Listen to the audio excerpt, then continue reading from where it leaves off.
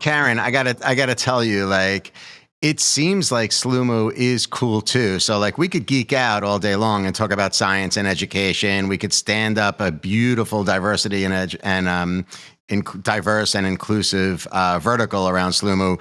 But you got cool celebrity slimers. Yeah. Right? Like I was looking at the celebrity list. I mean, you got Kevin Hart, Chance the Rapper, Selena Gomez, Alicia Keys. I mean, what are these people doing? Like, what did Selena Gomez do when she popped into Sloomoo Institute? She actually came multiple times. She has a younger sibling. She's very into, as you know, mental health and mental fitness. So it it it actually makes sense. And there is actual science. There's science around hands-on play and what it does to your brain.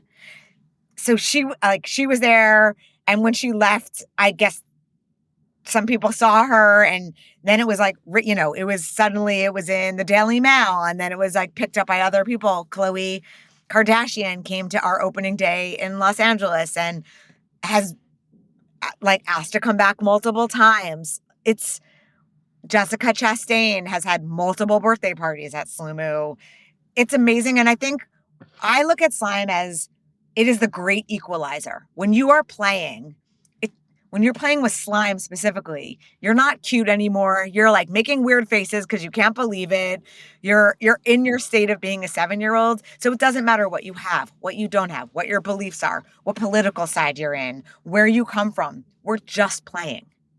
And there's something so cool about it. And then our references from a design perspective are actually really highbrow and rooted in contemporary art history, architecture. In LA, we have a lot of nods to Googie architecture, which is a mid-century movement in Los Angeles. That's a nod to LA. We built our spaces to look good so that adults could relate. So it feels like you're in a museum.